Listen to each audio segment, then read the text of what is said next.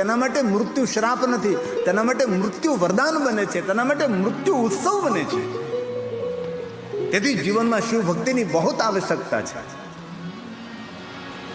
બાલ્યાવસ્થાથી લઈને કિશોર અવસ્થાથી લઈને યુવાવસ્થાથી પ્રૌઢ અવસ્થા વૃદ્ધ અવસ્થાથી શિવ ભક્તિથી જીવનને શણગારીએ આપણે.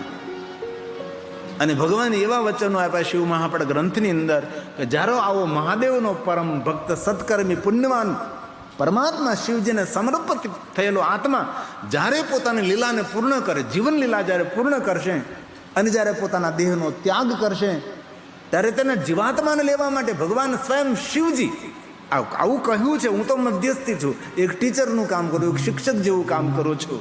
ત્યારે ભગવાન સ્વયં શિવજી પોતાનું વિમાન મોકલશે. કેવું વિમાન?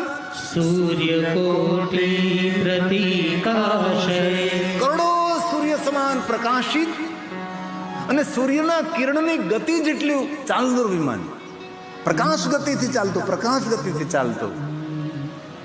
ભગવાન શિવજી ખાલી નંદી જ નથી રાખતા, પોતાના ભક્તો માટે વિમાન પણ રાખે છે.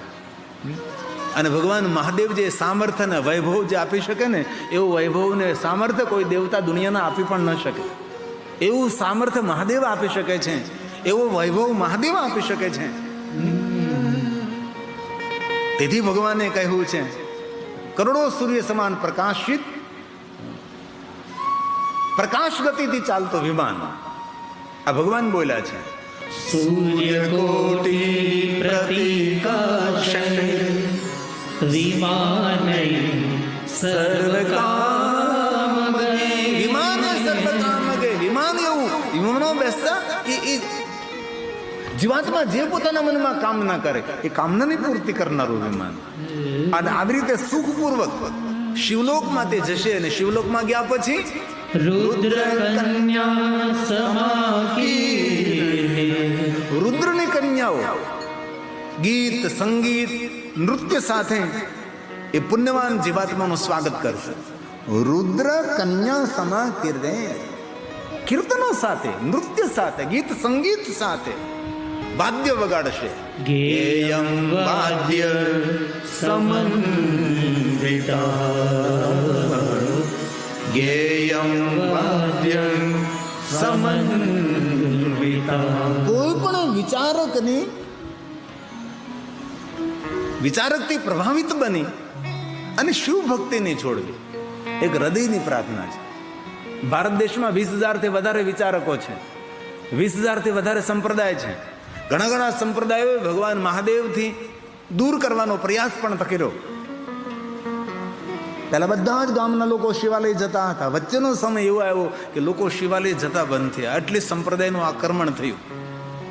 પણ જો આપણે મંગલ અને કલ્યાણ કરવું હોય, દરેક શ્રેષ્ઠ છે, સંપ્રદાયો શ્રેષ્ઠ છે, દરેક વિચારધારા શ્રેષ્ઠ છે, સંપ્રદાયના આચાર્યો શ્રેષ્ઠ છે, દરેક ધર્મગુરુ મહાન છે, પ્રણમ્ય છે, વંદનીય છે, વિચારકો વંદનીય છે. પણ આપણો વિચાર મહાદેવના ચરણોમાં સમર્પિત રહે. બધું છોડવું, ભગવાન મહાદેવની ભક્તિની છોડવું.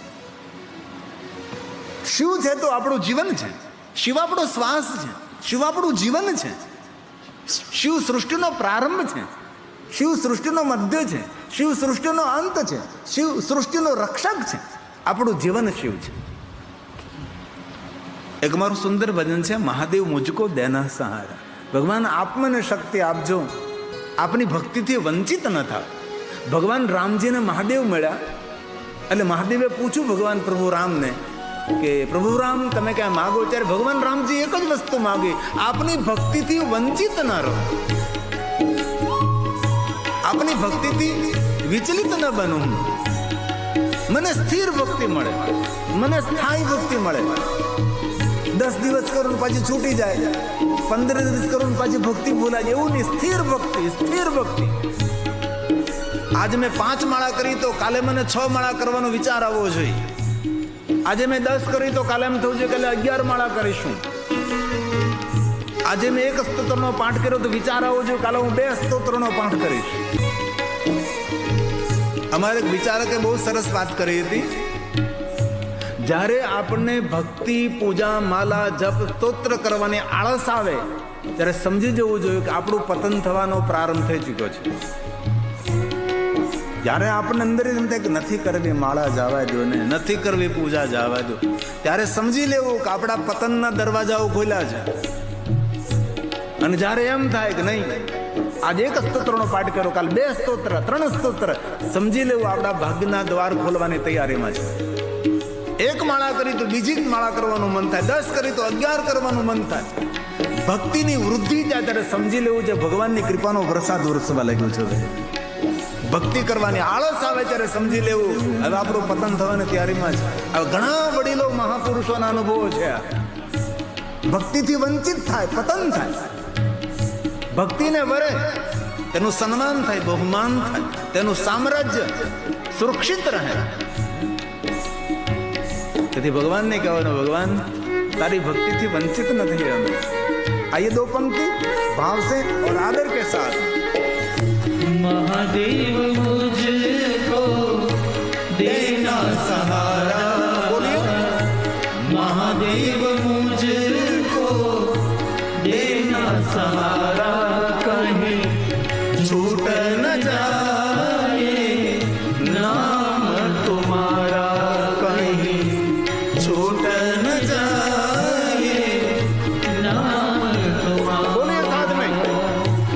महादेव मुझको देना सहारा, महादेव मुझको देना सहारा, कहीं छूट न जाए नाम तुम्हारा, कहीं छूट न जाए नाम तुम्हारा. ताली महादेव ने रहा. तालीથી મન જાગૃત રહે. સાથે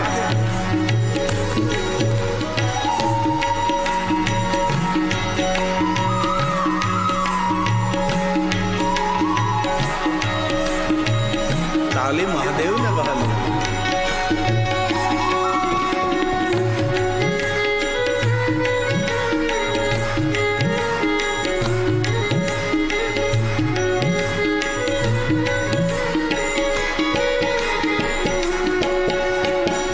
तेरे रास्तों से हटाती है दुनिया, इशारों से मुझको नचाती है दुनिया. હે મહાદેવ, હે મહાદેવ, હે મહાદેવ. तेरे रास्तों से हटाती है दुनिया, इशारों से मुझको नचाती है दुनिया, इशारों से मुझको नचाती है दुनिया. समझो न जग का झूठा इशारा, समझो न जग का झूठा इशारा, कहीं छूट न जाए नाम तुम्हारा, कहीं छूट न जाए नाम तुम्हारा. બોલીએ સાથ में. महादेव मुझको देना सहारा, महादेव मुझको देना सहारा, कहीं छूट न जाए नाम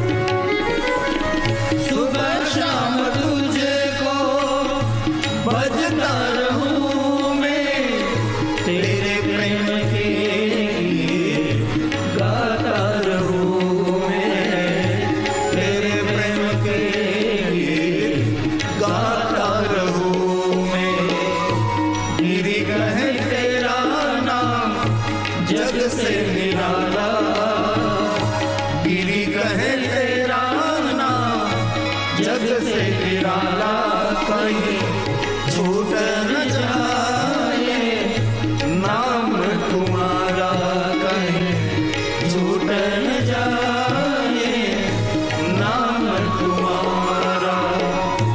महादेव मुझको देना सहारा, महादेव मुझको देना सहारा, कहीं छूट न जाए नाम तुम्हारा, कहीं छूट न जाए नाम तुम्हारा, कहीं छूट न जाए नाम तुम्हारा। ભગવાન મહર્ષિ વેદવ્યાસજી કહે છે, સુદ પુરાણે પ્રયાગ તીર્થમાં કહે, બ્રહ્મલોકમાં સ્વયં બ્રહ્માજી કહે છે, ઇથમ વિહારે રુચિ રે કૌમારી ભક્ત વત્સલા. સ્વયં બ્રહ્માજી બોલ્યા છે, નારદ સ્વયં જગદંબા અંબા, જગદંબા જગત જનની દક્ષિણા તપને આધીન બની પ્રજિષ્ઠનગરમાં તેના પુત્રી તરીકે પ્રગટ થાય છે, જેમનું નામ સતી છે. સતીનું જીવન ચરિત્ર સુંદર છે, દિવ્ય છે, દરેક દીકરીઓને સુંદર પ્રેરણા આપનારું છે. ગઈકાલે પણ કહ્યું હતું કે મારી દીકરીઓને પ્રાર્થના છે, સંપૂર્ણ પૂર્ણ શિવ મહાપુરાણ તમારી પાસે વાંચન કરવાનો સમય ન હોય તો શિવ મહાપુરાણ અંતર્ગત રુદ્ર સંહિતાનો બીજો ભાગ સતીખંડ છે. દીકરીઓ માટે નવી નવી પ્રેરણા પૂરી પાડનારો ગ્રંથ છે સતીખંડ. સતીનું સુંદર જીવન ચરિત્ર છે. કેટલી સુંદર વાત કરી. આપની રુચિ અનુસાર, પોતાના સંસ્કાર અનુસાર, પોતાના પૂર્વજોના સંસ્કાર અનુસાર, બીજાને દેખી નહીં. આપણા સંસ્કાર શું કહે છે, આપણા પૂર્વજો શું કહે છે, આપણા વડીલો શું કહે છે, આપણી કુલ પરંપરા કઈ છે, કુલ પરંપરાના જે નિયમોનો નિર્વાહ કરીએ, આ સતી આ બધું જ કર્યું છે. ભગવાન મહર્ષિ વેદવ્યાસ બોલ્યા છે, તીર્થમ વિહારે રુચિરે, સંસ્કારો અનુસાર જીવન જીવવાનું છે. બીજા જેવું ત્રીજા જેવું નહીં. ફિલ્મ જોઈને, સિરિયલો જોઈને, ટેલિવિઝનમાં જોઈને નહીં. આપણા સંસ્કારો શું કહે છે, આપણા પૂર્વજો શું કહે છે, આપણી કુલ પરંપરા શું છે, આપણા વડીલોએ કેટલું મર્યાદાનું જતન કર્યું છે, એ બધું અનુસરણ કરવાનું છે. આપણી પોતાની રુચિ છે. સુંદર વિહાર કર્યો સતી, દક્ષપુત્રી સતી. તીર્થમ વિહારે રુચિરે કૌમારી ભક્તવત્સલા. સતી પોતાની બાલ્યાવસ્થાથી મહાદેવના ભક્ત હતા. કેટલી સુંદર વાત છે. સતીને કોઈ કહ્યું નહીં કે તમે મહાદેવની ભક્તિ કરો. સતત સ્વયંભૂ મહાદેવના ભક્ત હતા. અને આપણા પરિવારમાં ક્યારેય એવા મહાદેવના સ્વયંભૂ ભક્ત બાળક જન્મે તો સમજી લેવું આ કુળનો ઉદ્ધાર કરવા બાળકનો જન્મ થયો છે. આ વાત વિષ્ણુ ભગવાને દેવતાઓને કરેલી. દેવતાઓ કોઈના કુળમાં જ્યારે સ્વયંભૂ મહાદેવનો ભક્ત બાળક જન્મે, પછી દીકરી હોય કે પછી દીકરો હોય, એના પિતૃને તેના કુળનો ઉદ્ધાર કરવા એ બાળક અહીંયા જન્મ લીધો છે. અને શિવમાં આપણા ગ્રંથમાં તેના લક્ષણોનું વર્ણન કર્યું છે. સ્વયંભૂ કોઈ બાળક મહાદેવનો ભક્ત હોય તો એ જીવ કોઈ સામાન્ય જીવ નથી, એ જીવ મુક્ત આત્મા છે. મુક્ત આત્મા જ્યારે અવતરણ પામે છે ત્યારે મુક્ત આત્મા સ્વયંભૂ સંસ્કાર સંપન્ન બનીને ધરતી પર આવે છે. અનેક એવા બાળકો આ ધરતી પર જન્મે છે જે સ્વયંભૂ સંસ્કાર લઈને આવે છે, સ્વયંભૂ ભગવાન પ્રત્યેનો ભાવ લઈને આવે છે, કારણ કે મુક્ત આત્મા છે. આવું વર્ણન વિષ્ણુ ભગવાને દેવતાઓને સામે કર્યું છે.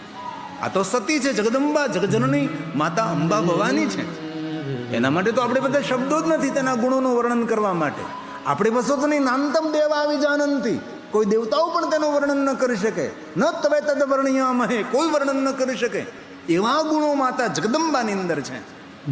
તેથી દીકરીઓમાં કેવા સદગુણો હોવા જોઈએ એ બધું સતીના જીવન ચરિત્રમાંથી આપણને કહે છે. અને બહુ હૃદયથી કહું છું મારી દીકરીઓને, આપણા સંસ્કાર જ આપણને સુખી કરે, આપણા સદગુણ જ આપણને સુખી કરે છે. સુખી થવા માટે કોઈ બહારના ઉપકરણો આપણને સુખ ના આપી શકે, એ સગવડતા આપી શકે, એ સુવિધા બધી સગવડ છે આપણી. બાકી સુખ તો આપણા સંસ્કાર આપી શકે છે, આપણા કુળની પરંપરા, આપણા પૂર્વજોના જે આપણા નિયમો છે એ નિયમોનું અનુસરણ કરી નિર્વાહન કરીએ આપણે. સતી માટે ભગવાન વ્યાસે એમ કહ્યું છે, પોતાની બાલ્યવસ્થા, કિશોરાવસ્થા, યુવાવસ્થા સુરક્ષિત રાખે છે.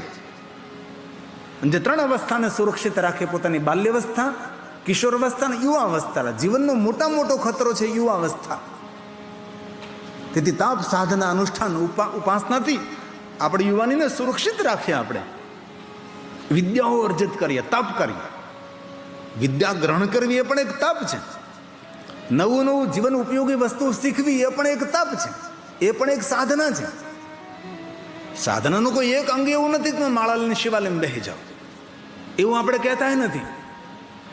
જીવન નિર્માણ કરવા માટે જે તમે વિદ્યાને ગ્રહણ કરી રહ્યા છો, જે વિદ્યા મેળવવા માટે તપ કરી રહ્યા છો, એ પણ એક પરમાત્માની સાધના છે. તેથી ભગવાન વ્યાસે સતી માટે કહ્યું છે, જહાવસ્થા કૌમારી. સતી બાલ્યવસ્થા એકદમ કૌમારી અવસ્થા, પોતાની ઈચ્છા અનુસાર સુંદર વિચરણ કર્યું છે અને પોતાની ઈચ્છા અનુસાર સુંદર મનુષ્યનું રૂપ લઈને સતી પ્રજિષ્ણગરમાં આવ્યા છે. સ્વેચ્છાદૃત નરાકૃતિ, સ્વેચ્છાદૃત નરાકૃતિ. એક મનુષ્યનું રૂપ લઈને સતી પૃથ્વી પર અવતરણ પામ્યા છે. શા માટે? સૌને એક જીવનનો સુંદર રૂડો સંદેશ આપવા માટે. આપણું જીવન એ જ બીજા માટે પ્રેરણા હોવી જોઈએ. આપણે બોલીએ ને કોઈને પ્રેરણા પૂરી પાડીએ એ વસ્તુ તો અલગ છે. બોલીને તો પ્રેરણા પૂરી પાડનારા ઘણા બધા હોય, પણ જીવન જીવીને બીજાને પ્રેરણા આપનારા માણસો ઓછા હોય છે. કોઈ પૂજ્ય મહાત્મા ગાંધીને પૂછ્યું, પૂજ્ય બાપુને, કે તમારો સંદેશ કયો? તો કે મારું જીવન એ જ મારો સંદેશ. કેટલું સુંદર જીવન જીવા હોય, નિર્વિવાદ, ત્યારે કોઈને કહી શકાય. ભગવાન રામ કહે છે મારું જીવન એ જ મારો સંદેશ. સત્યથી ભરપૂર સાક્ષાત સત્ય સ્વરૂપ એ છે ભગવાન પ્રભુ શ્રી રામ. આપની ઈચ્છા અનુસાર ધૃત નરાકૃતિ, એક મનુષ્યનું રૂપ લઈને સતી ધરતી પર આવે છે.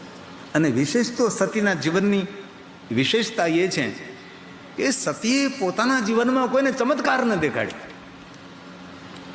કેટલી મોટી વાત કહેવાય. ધારે તો સતી મોટા ચમત્કારો દેખાડી શકતા હતા, ચમત્કારથી પોતાના જીવનને ભરી દે એવું સામર્થ્ય સતીમાં હતું. પણ સાધુ પુરુષ, મહાપુરુષ, જ્ઞાની પુરુષ, વિદ્વાન પુરુષ, ડાયો માણસ ચમત્કારની દુનિયામાં કોઈને ભ્રમિત ન કરે. કોઈ ચમત્કાર ન હોઈ શકે. દુનિયા પરિવર્તનશીલ છે, પ્રાકૃતિક ઘટના હોઈ શકે છે. ઘણીવાર આકાશમાંથી તારાઓ ખરતા હોય તો પ્રાકૃતિક ઘટના છે. સૂર્યગ્રહણ આવે, ચંદ્રગ્રહણ આવે, એ પ્રાકૃતિક બધી રચનાઓ છે, એ કઈ ચમત્કાર નથી. તેથી મારા વહાલા ભાઈઓ બહેનો, હૃદયપૂર્વકની પ્રાર્થના, કોઈ અમારા જેવો માણસ તમને ચમત્કારની દુનિયામાં ભ્રમિત કરતો હોય તેથી દૂર રહેવું જોઈએ. કયો ચમત્કાર? ભગવાન આપણને જીવાડે છે એ ચમત્કાર છે. શ્વાસ રિધમ ગતિમાં ચાલે, ચમત્કાર છે. હૃદય આપણું નિરંતર ધમધમતો રહે છે, ચમત્કાર છે. સમયસર નિયમિત સૂર્યનો ઉદય થાય, ચમત્કાર છે.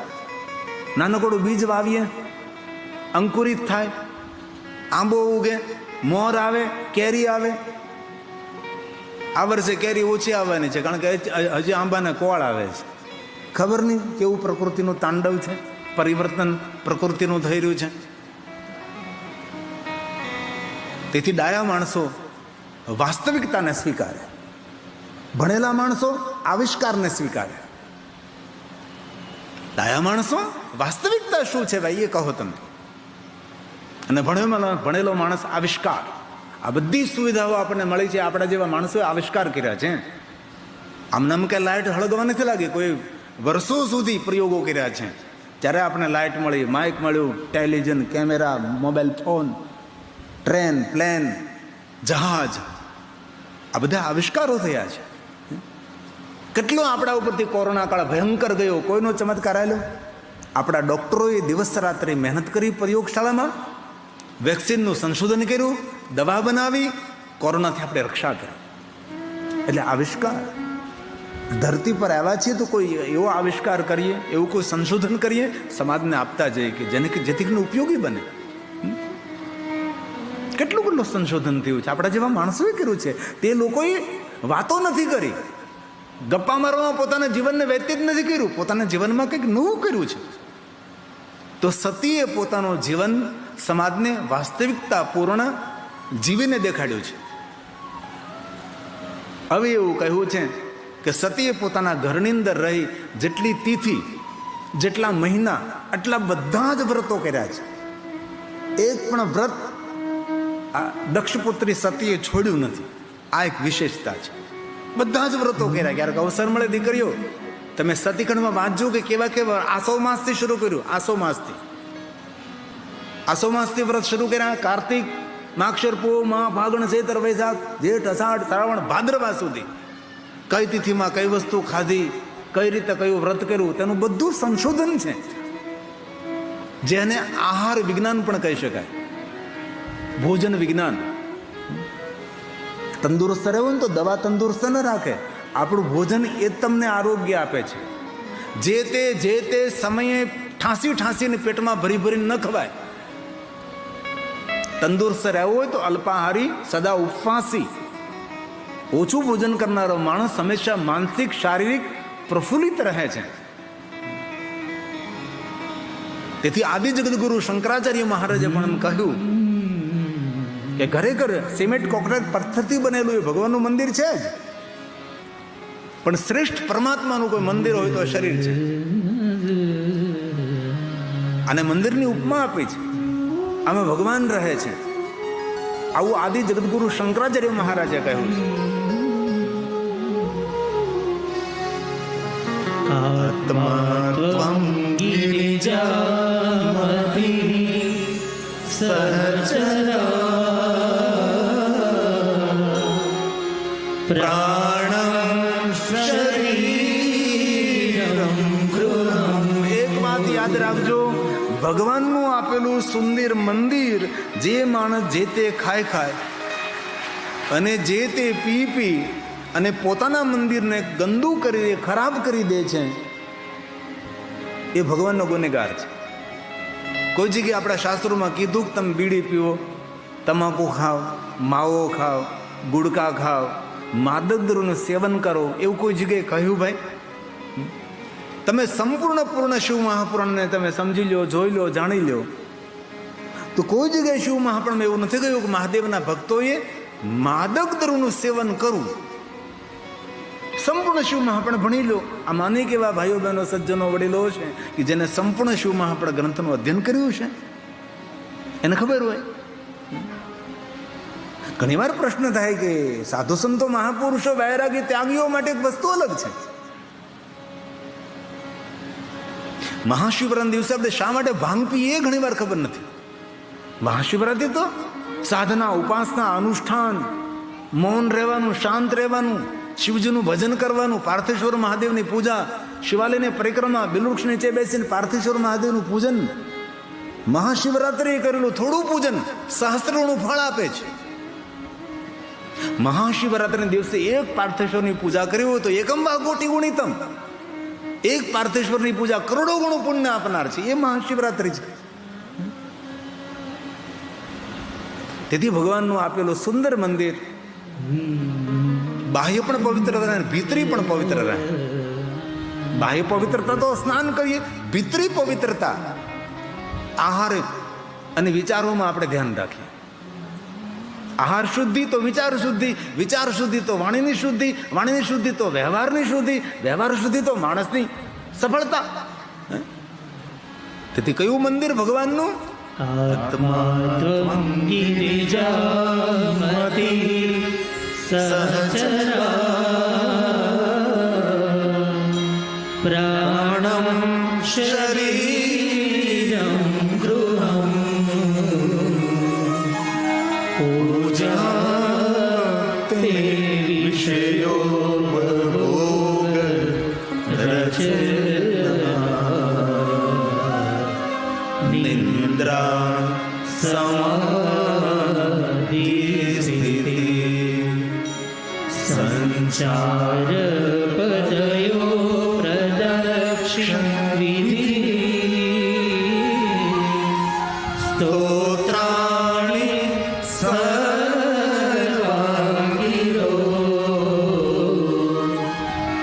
યદ્ય કર્મ કરોમિ તત દખિનો શંભો તવારાધનમ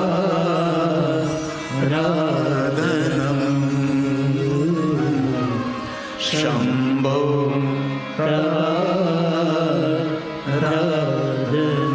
ભગવાન મારું જીવન એ તારું આરાધન છે. વિશેષ પ્રકારે મારે કોઈ આરાધન ન કરવું પડે એવું મારું જીવન નિર્માણ કર્યું. આ સતીનો મોટો સંદેશ છે. હવે સતી યુવાવસ્થામાં પ્રવેશ કરે છે અને મર્યાદાનું ને વિવેકનું જતન કરે છે. આપણી સુરક્ષા આપણો વિવેક, આપણી સુરક્ષા આપણી મર્યાદા. મર્યાદાનું ઉલ્લંઘન ન થાય, વિવેકનું ઉલ્લંઘન ન થાય. આ બધા જ નિયમોનું અનુસરણ સતીએ કર્યું છે. અને સતી પોતાની યુવાવસ્થામાં પોતાની માતા વીરણીને કહે છે, માં, મારે મહાદેવને મળવું છે તો શું કરવું પડે? માતા વીરણી સ્વયં કહે છે કે સતી, મહાદેવને મળવા માટે મહાદેવ જેવું બનવું પડે. મહાદેવ તપસ્વી છે તો તારે તપસ્વીની બનવું પડે. શિવજી યોગી છે તો યોગીની બનવું પડે. બેટા, ભગવાન મહાદેવને મળવા માટે કઠિન તપ કરવું પડે. માં, તું જો મને આજ્ઞા આપે તો હું ભગવાન શિવનું આરાધન કરું અને ભગવાન મહાદેવને મારે મળવું છે. માતા વીરણી પ્રસન્નતા